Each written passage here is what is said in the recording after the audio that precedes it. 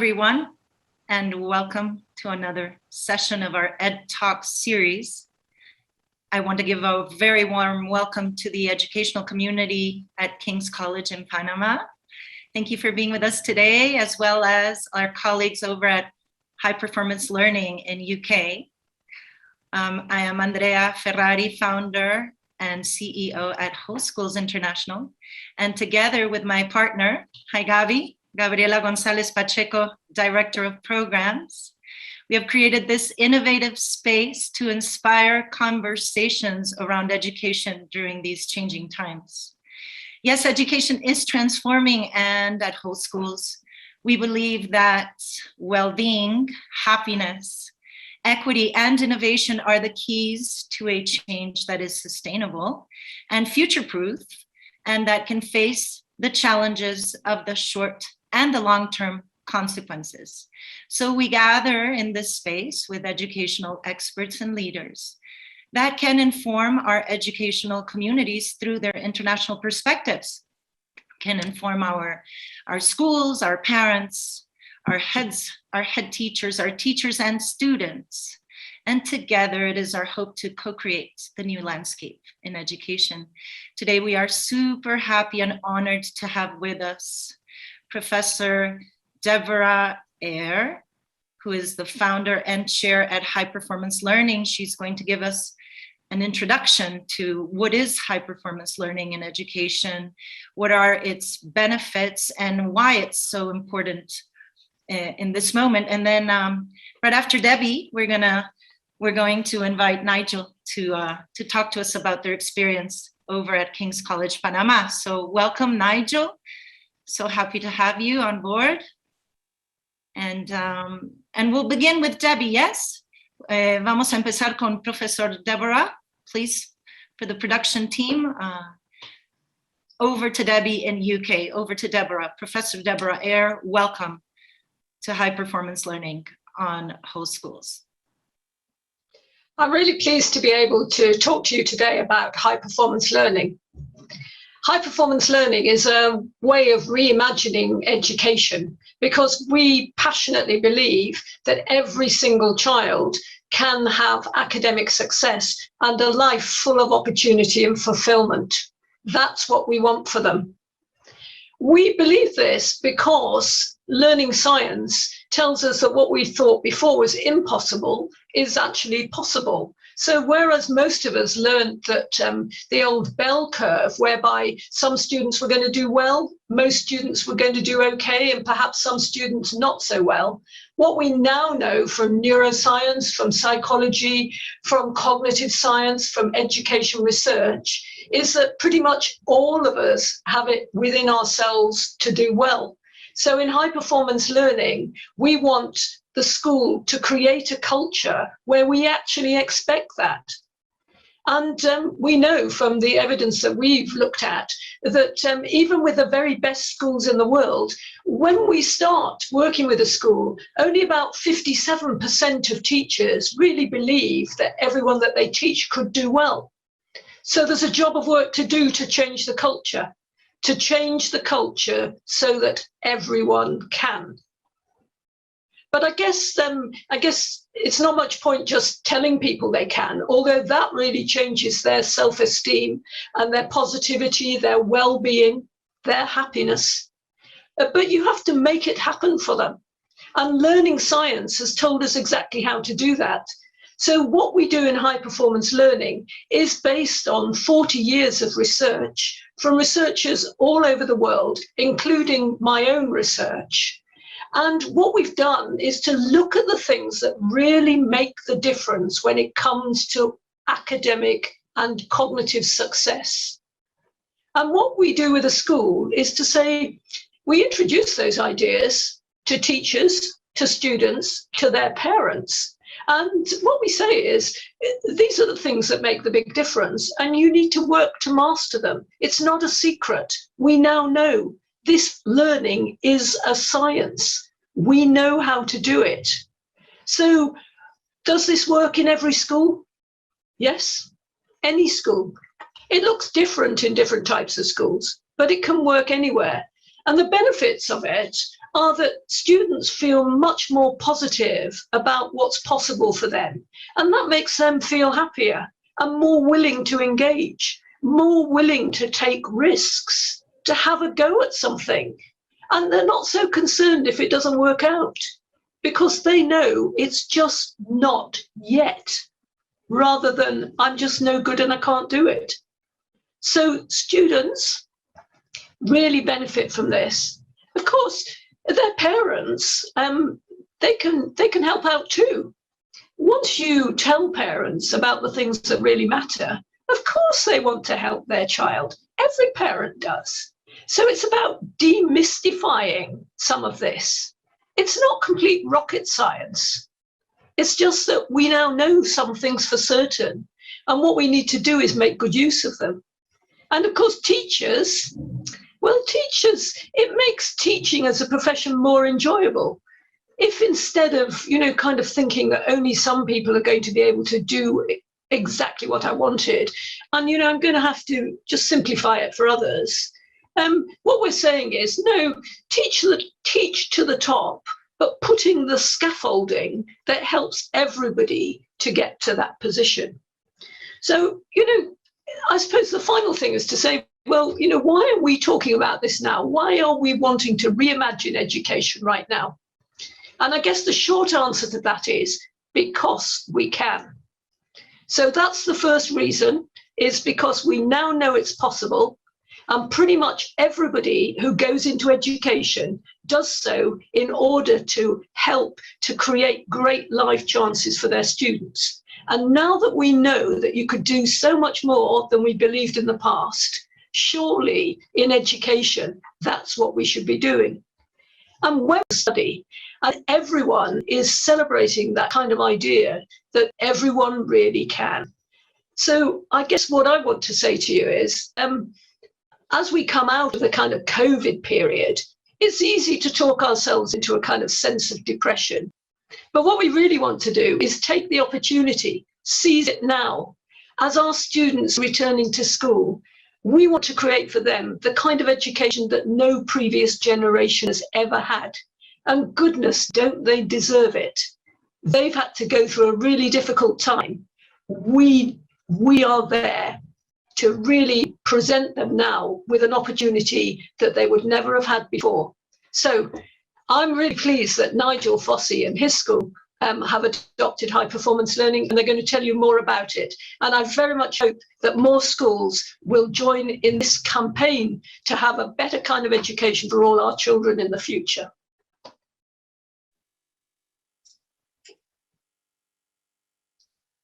Amazing. That certainly was amazing. We are so straight from Deborah Eyre.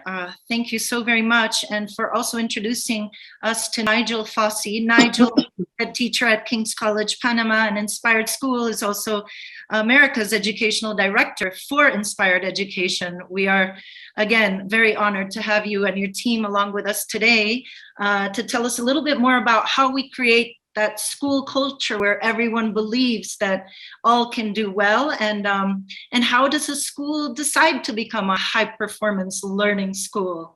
Welcome again, Nigel. Thank you, Andrea. Well, it's a pleasure to see you, and I'm very honoured to follow Deborah in her very passionate call for a new paradigm in education, because that's what it is. It's not enough just to go back to the way things were before COVID. I think we have a golden opportunity here to make a start with great positivity and optimism for our children.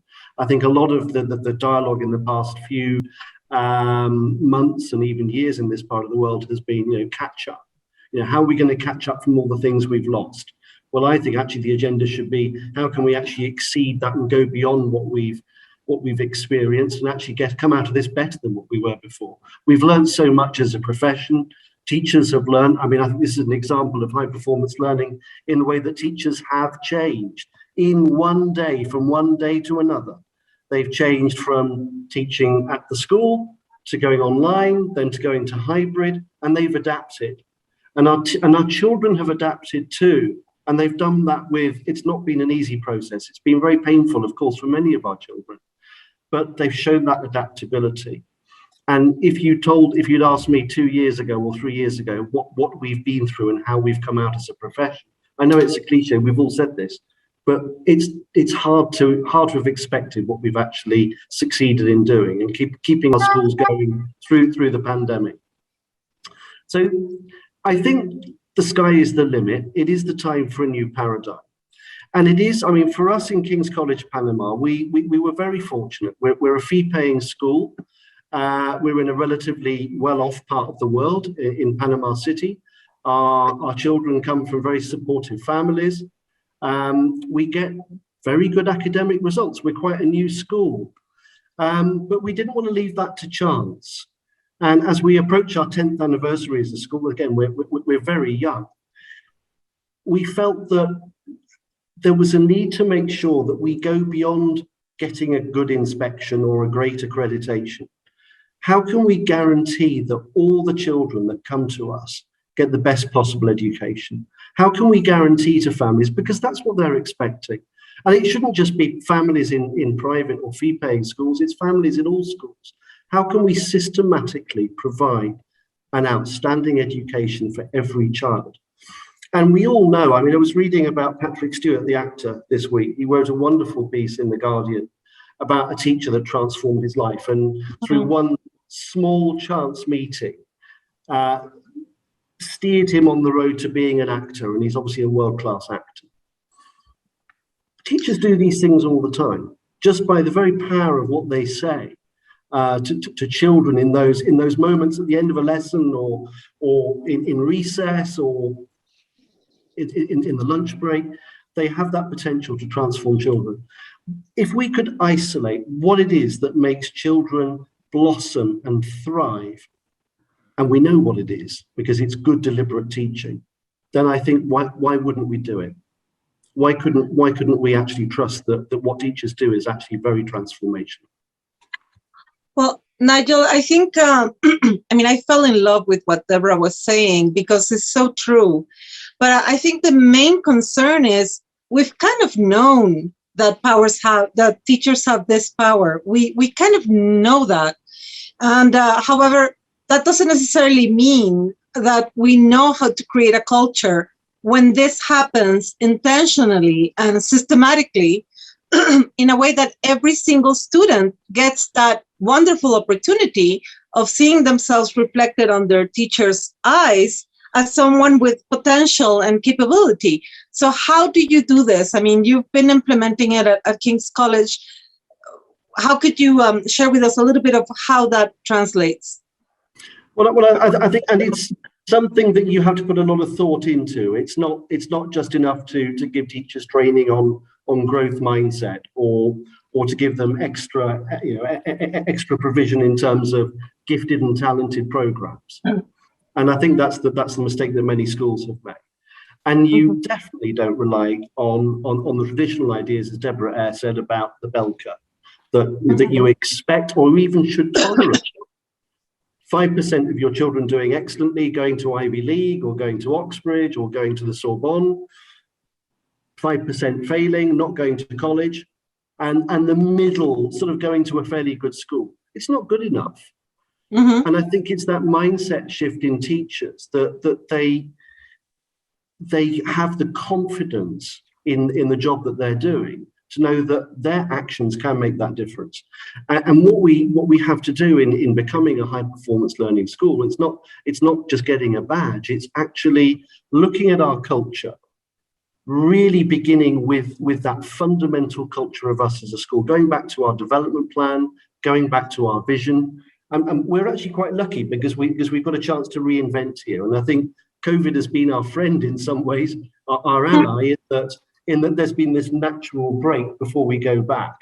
And I think for those of us in Panama that have come back, and I know our schools in Peru that actually have just come back last week, there is that sense of euphoria of actually, well, we're actually back. We're amongst the children. We are there with them and starting to do the job that we love with children in school. Now is the time to actually change that culture.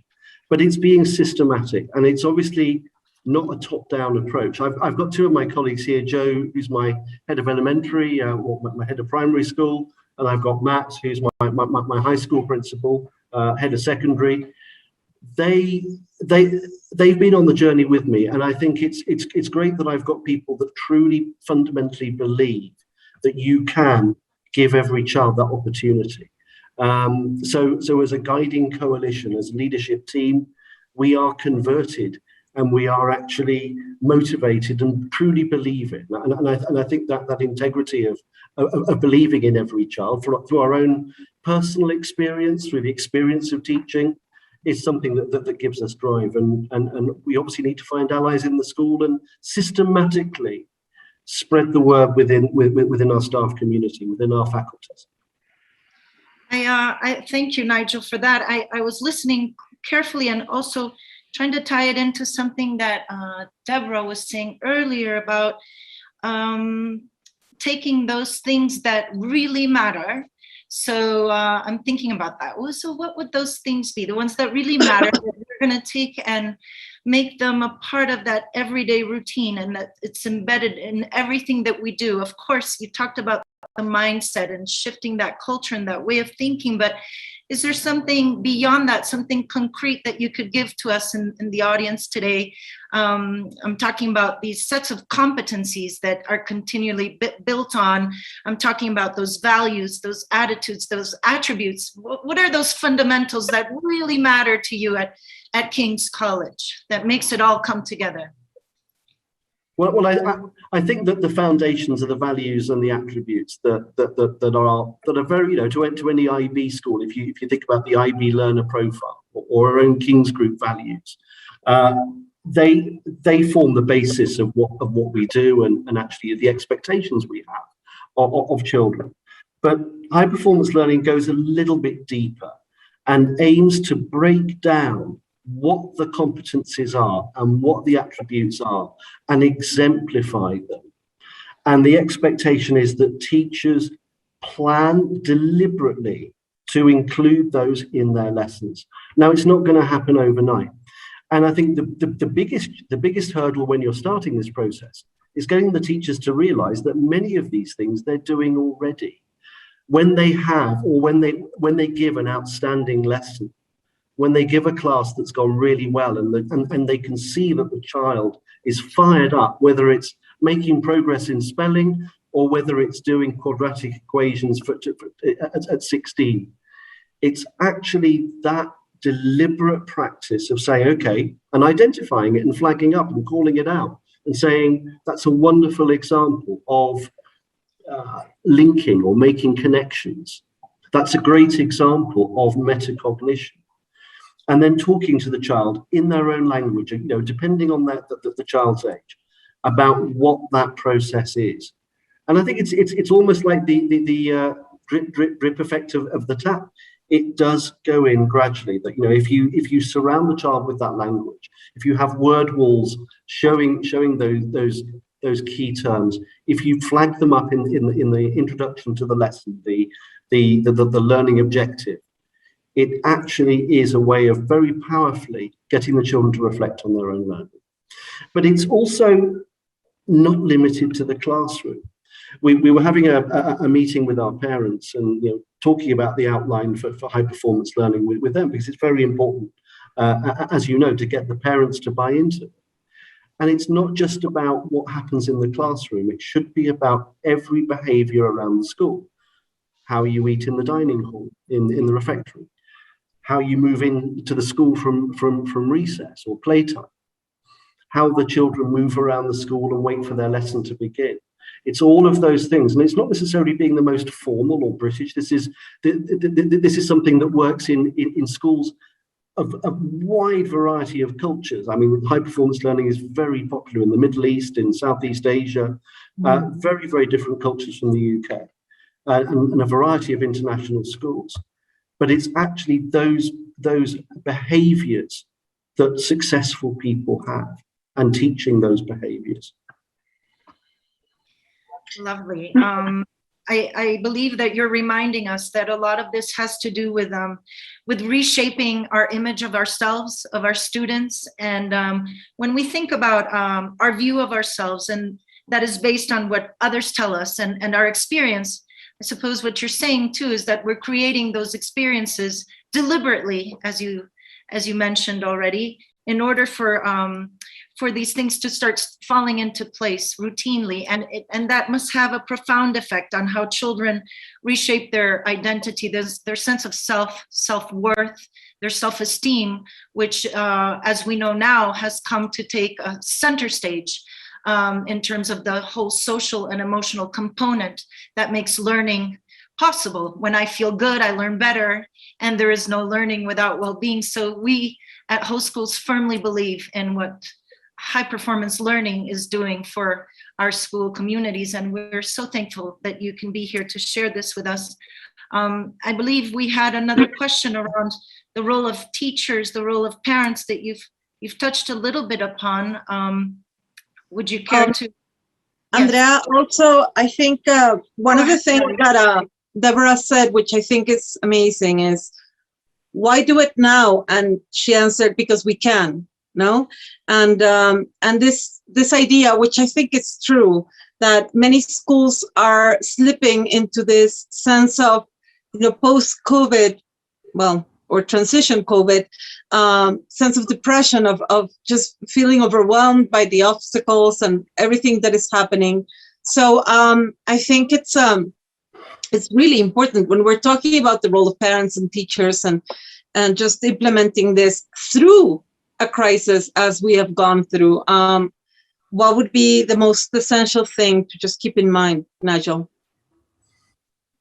I think communication. It's the way we got through the COVID crisis, when we were putting in biosecurity protocols, and then now we're hopefully gradually removing them or changing them. It's effective communication. It's allowing parents to see where the school is going, and I think sometimes you need to spell it out.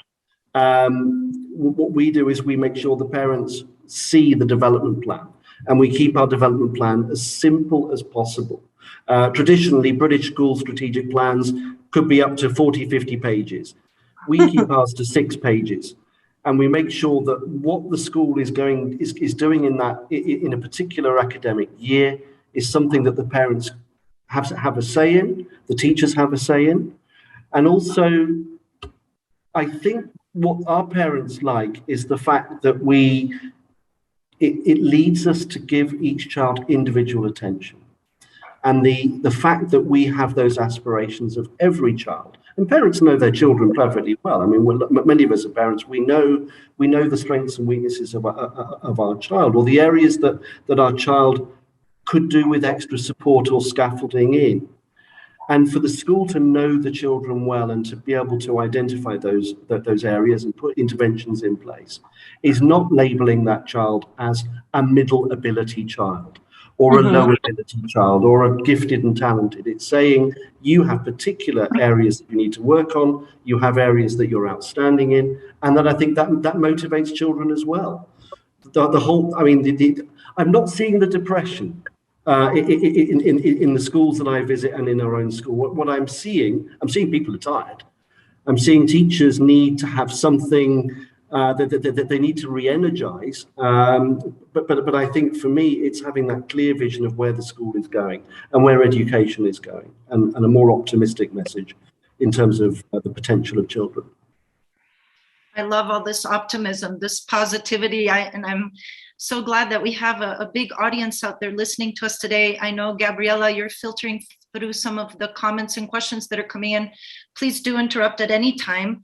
And I just want to go back and really emphasize on this concept of demystifying some of these things around the fixed mindset of labeling children, which is something you mentioned just now. I love the analogy that Deborah used, that, she spoke about the brain being exquisitely plastic and it can be molded, and the role of an educator being much like a brain surgeon that we can put at the forefront and handle these different expectations, make them be known, and work towards that, and everyone can. So I'm very excited about all the research behind this and how these new neural pathways can be developed by this routine practice.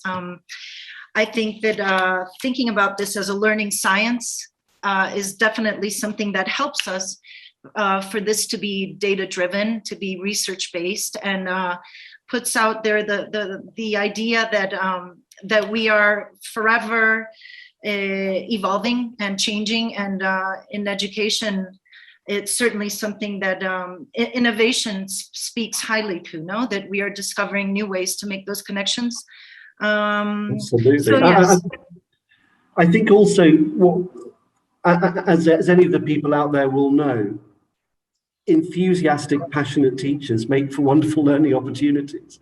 And what we're doing is we're creating a language and a culture where teachers feel re-professionalized, and they're talking about learning in a way that's deeper than how they were talking about it before. And that for me is wonderful, because that truly is a high-performing school.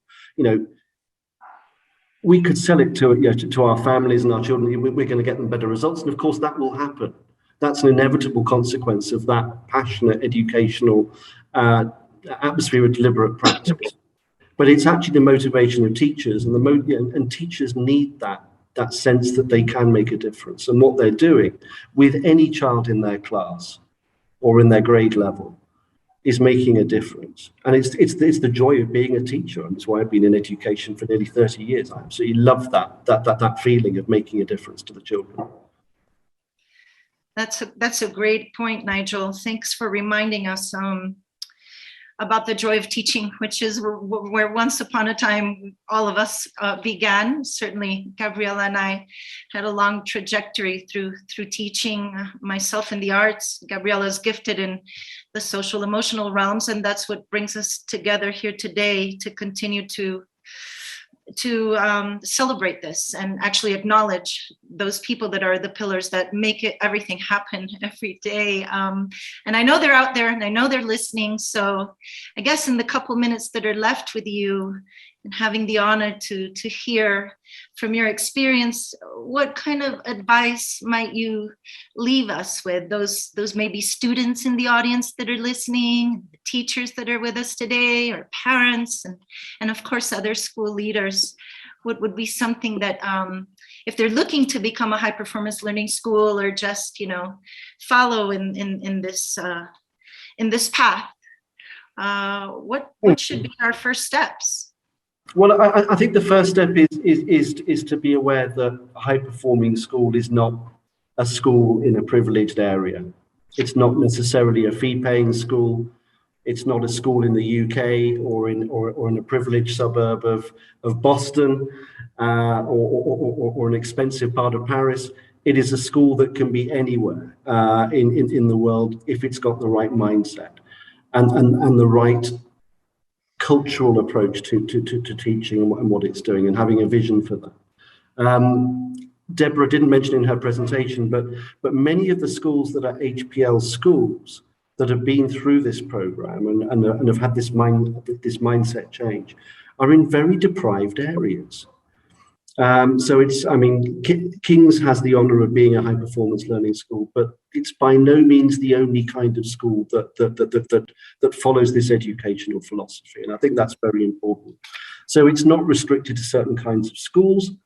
I think for me, if a school is going to embark on this journey, I think the leadership team, the administrators need to have the mindset themselves that they can make a difference, and that teachers are trainable, teachers are moldable in terms of their practice. And obviously, it's not an easy thing changing the culture of a school changing the direction of a school or the culture of a school. It can be a bit like turning a super tanker, because it's such a complex structure, it's such a complex organization, but it is possible. Well, that's certainly inspirational. And thank you for reminding us about that equity component. We certainly want everyone to know that this is something so universal that it can be adapted and implemented in any culture, in any country, in any school, at whatever end of the spectrum. And that in and of itself is so inspiring for all of us educators out there that are in this profession to make a difference and to not leave the world the way we found it. So a big hug to all of you guys over at King's. So happy to have you from Panama, and a huge thank you to Nigel for connecting us with Deborah Eyre. Deborah, if you're out there listening, we are really honored to have this opportunity. And well, of course, to the audience, I keep getting comments. Here's one from Tom Wingate, thanking you from the Tom Wingate School in Mexico City for the invitation. And wow, he's really impressed. He says, as a team leader, Nigel, what energizes you? I think you've spoken a lot to that today. You have certainly high levels of energy. I've got Pablo Chiape from Gimnasio La Cumbre in Bogota. He says, what a wonderful talk, inspiring and powerful. And well, so many more, but I'm afraid we're running out of time. Any last comments from you, Nigel, from you, Gabby? Please go ahead.